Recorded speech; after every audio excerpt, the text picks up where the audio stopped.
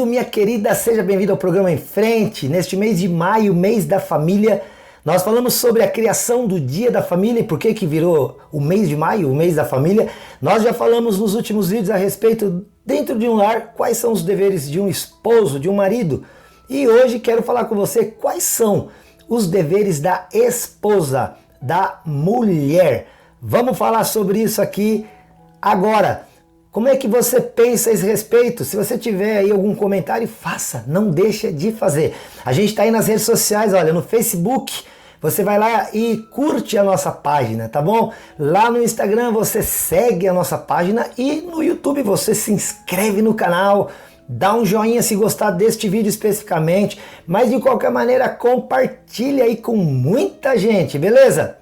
Vamos lá, quais são os deveres de uma esposa? Olha, a casa, como qualquer outro lugar de convivência social, é um lugar em que as coisas são divididas. Eu vou dizer hierarquicamente, mas necessariamente seria melhor. Todos os ambientes sociais, se você parar para perceber, reparar, você vai perceber então que todos os ambientes de cunho social, dentro dele existe uma organização. E nesta organização as coisas não necessariamente serão colocadas da maior para menor, e aumentar uma coisa e rebaixar outra. Não. A casa também não. Dentro do lar existem funções. Você trabalha? Provável. Na sua empresa existem funções. A delegação de funções. E assim a gente vai observando isso em cada área da vida social. Mas dentro do lar não é diferente. Deus estabeleceu que houvesse dentro da casa uma organização para que as coisas fossem bem. O Senhor Deus faz isso até com a própria igreja. Ele é o cabeça da igreja, mas todo o corpo tem que andar bem ajustado para que as coisas funcionem e funcionem bem. Isso não elimina o fato da cabeça ser Cristo, mas isso também não elimina a importância de cada parte do corpo. É claro que comparando Cristo com qualquer um de nós é incomparável, mas de qualquer forma, de qualquer maneira, o próprio Senhor Jesus demonstra quando na sua palavra afirma que Ele é a cabeça da igreja e a igreja é formada por muitos membros formando um corpo. A cabeça não anda sozinha por aí, você já reparou? Você já reparou que não tem mãos caminhando por aí sozinha, nem pés e nada? Nenhum órgão do corpo humano está por aí caminhando por conta própria? Porque um corpo precisa estar bem ligado, bem ajustado, bem organizado, cada um fazendo a sua função, porque se uma das partes do corpo deixa de cumprir o seu papel, todo o resto desanda, todo o resto anda mal. E dentro do lar também é assim. Quando a gente entende isso, quando a gente passa a caminhar dentro disso, segundo a palavra de Deus, a nossa vida fica muito melhor. E a gente para de reclamar de certas bobagens que às vezes as pessoas ficam reclamando. Vamos ver os deveres da esposa, segundo a Bíblia, sem problema. Entenda isso aqui. Primeira coisa, queridos, dentro das responsabilidades de uma casa, dentro dessa organização chamada lar, a mulher ela será chamada de uma ajudadora, uma auxiliadora. E aqui entra de novo este princípio de que não há maior e menor. Há simplesmente funções dentro do lar. Numa empresa, se você não tiver o encarregado, o líder do turno, da turma, não sei, a coisa desanda. Mas se também tiver só o líder e não tiver os liderados, nada funciona.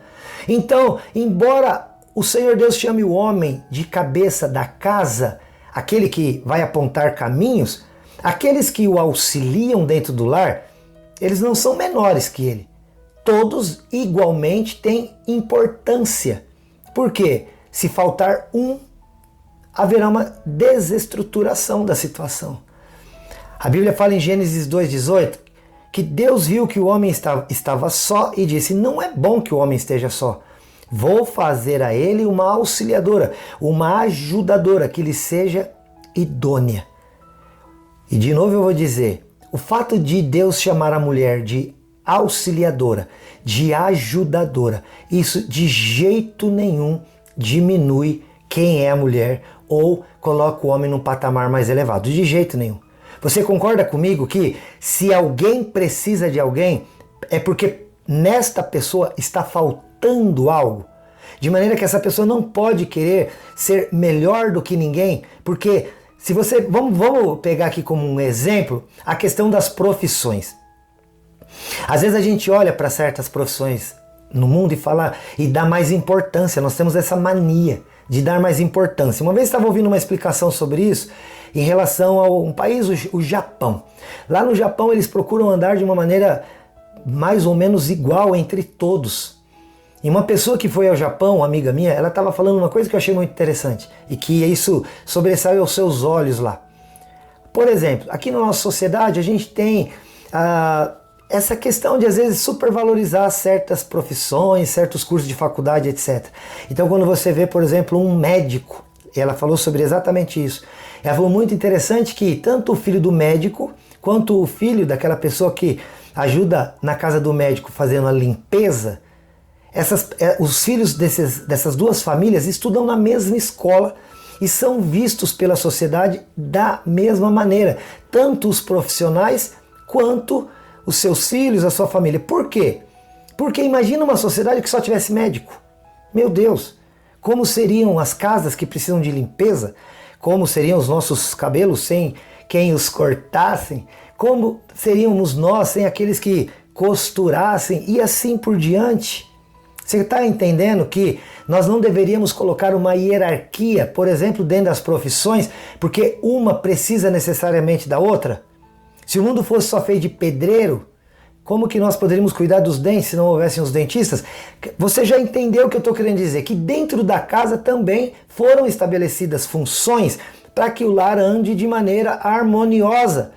Então, o homem que está ali para liderar, a mulher que está para auxiliar, os filhos para cooperar, faz com que a casa ande bem. Então, quando a Bíblia fala que a mulher é uma ajudadora, ela não diminui a mulher, mas ela coloca o homem no seu devido lugar para dizer, tá vendo? Você não é autossuficiente, há alguma coisa em você que falta e que para poder para que haja então harmonia nessa sua condição, Deus colocou mais elementos numa família, o homem, a mulher, os seus filhos e assim por diante. Então a mulher ser ajudadora não implica que ela se torne menor ou faz com que o homem seja maior, pelo contrário, diminui o status do homem ao mostrar para ele o seu devido lugar de alguém que precisa da mulher. Caso contrário, ele não consegue viver. Fica essa dica aí, homens. A mulher precisa ser submissa. Ai, meu Deus, essa palavra, ela deixa muita gente de cabelo em pé. Mas olha só, a mulher ser submissa, conforme diz a Bíblia, não quer dizer de jeito nenhum que a mulher também se torne menor. Não. A pessoa que é submissa, ela também está debaixo de uma missão. Submissa, ou a palavra submissão, ela nos diz que aquela pessoa está debaixo de uma missão. Só que se você observar bem, como eu já disse aqui, na nossa sociedade, fazendo coisas diferentes, agindo de maneiras diferentes, nós somos todos submissos, ou seja, todos estão debaixo de uma missão. Na casa não é diferente. Há uma missão a ser completada. O homem está debaixo dessa missão. A mulher está em submissão, ou seja, debaixo da missão. Os filhos também estão submissos. Estão todos nós estamos debaixo de uma missão.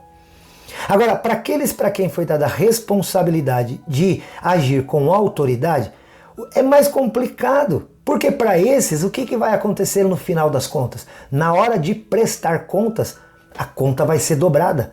Porque aquele que exerce autoridade vai ter que prestar conta de si e daqueles a quem liderou. Então isso não é muito fácil e nem é muito agradável. Então a Bíblia diz muito claramente que a quem muito foi dado, muito será cobrado. A quem mais foi dado, mais será cobrado.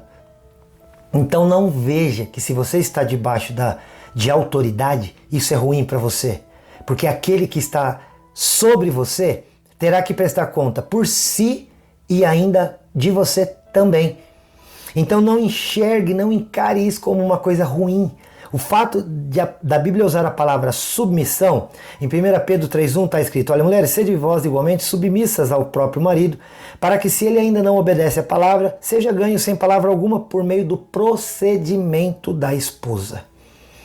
Então, estar submissa dentro de um lar, o homem está submisso também ao Senhor, ele está debaixo de uma missão. A mulher está submissa dentro do lar, por quê? Está debaixo de uma missão. Então, tanto o homem quanto a mulher estão submissos, ou seja, debaixo de uma missão. Então, entendendo assim, nós ficamos bastante tranquilos, não é não? Você não se tranquiliza em ouvir isso? Porque agora você está entendendo que a palavra submissão não é rebaixamento, não. É simplesmente afirmar que alguém está debaixo de uma missão que deve ser cumprida. Eu vou aqui para um terceiro ponto que diz que a mulher deve ser a administradora do lar. A administradora do lar. E tudo isso deve ser feito em conjunto. Os dois conversando, analisando, chegando a conclusões para que tudo ocorra bem. Nem o homem pode deixar isso pura e exclusivamente na mão da mulher, está errado, e nem a mulher deixar as suas tomadas de decisão exclusivamente na mão dos homens. Não, os dois que caminham juntos devem chegar às conclusões para que a administração do seu lar com os filhos seja bem feita. A mulher em nenhuma hipótese é rebaixada na palavra de Deus. Nós já falamos sobre isso aqui.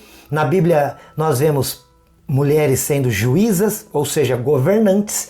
Nós vemos na Bíblia mulheres sendo profetisas, como por exemplo as filhas de Filipe eram profetisas. Existem mais outras mulheres, uma outra chamada Uda, por exemplo, era uma profetisa. O seu marido não era, mas ela era. A gente vê, querido, as funções sendo bem divididas e o corpo familiar trabalhando de maneira harmoniosa. Então não pense de jeito nenhum que a Bíblia rebaixa a mulher quando diz que ela é auxiliadora ou que ela deve estar em submissão. Porque, como já disse, em submissão todos estamos. E dentro desta missão da mulher está administrar o seu próprio lar. A Bíblia tem um texto muito legal em Provérbios 31, dos versículos 10 a 27. Eu vou fazer a leitura aqui, mesmo que pareça longa, porque você vai entender. Mulher virtuosa, ele diz, quem vai achar uma dessa? Porque o valor dela excede o de joias finas. O coração do seu marido confia nela e para ele não haverá falta de ganho. Ela lhe faz bem e não mal, todos os dias da sua vida. Ela busca lã e linho, põe de bom grado e depois de bom grado trabalha com as próprias mãos. É como um navio mercante, de longe traz seu pão. É ainda à noite, já levanta, dá mantimento à sua casa e coloca as suas servas às suas tarefas. Examina uma propriedade e adquire-a. Planta uma vinha com as rendas do seu trabalho. Cinge os lombos de força e fortalece os braços. Ela percebe que o seu ganho é bom e sua lâmpada não se apaga de noite, estende as mãos ao fuso, abre a mão ao aflito e também estende a mão ao necessitado. No tocante à sua casa, não teme a neve, porque todos andam vestidos de lã. Faz para si cobertas, vestes de linho, de púrpura. O marido é estimado entre juízes, quando se assenta com os anciãos da terra. Ela faz roupas, vende-as, dá cinta aos mercadores. A força e a dignidade são os seus vestidos. E quanto ao dia de amanhã, não se preocupa. Ela fala com sabedoria e a instrução da bondade está na sua língua. Ela atende ao bom andamento da casa e não come o pão da preguiça. Você vê essa mulher trabalhando, você vê essa mulher dando ordem aos empregados da casa, você vê essa mulher indo comprar terrenos, fazer compras, ou seja, ela está, olha, ali, no topo da coisa. Parece que aí é o homem que está meio que debaixo dessa condição, porque imagina se essa mulher deixasse de fazer alguma dessas coisas. Este homem estaria completamente perdido. A Bíblia chega até a dizer, o marido só é estimado por causa da mulher. Não importa onde ele esteja, eles vão perguntar, como é que você se veste assim? Ele vai dizer, minha mulher. Como é que você está tão saudável assim? Minha mulher. Tudo de bom que acontece a este homem, ele vai ter que referir-se à sua esposa, porque a Bíblia diz, ela não come o pão da preguiça. Eita! A mulher é muito especial aos olhos de Deus.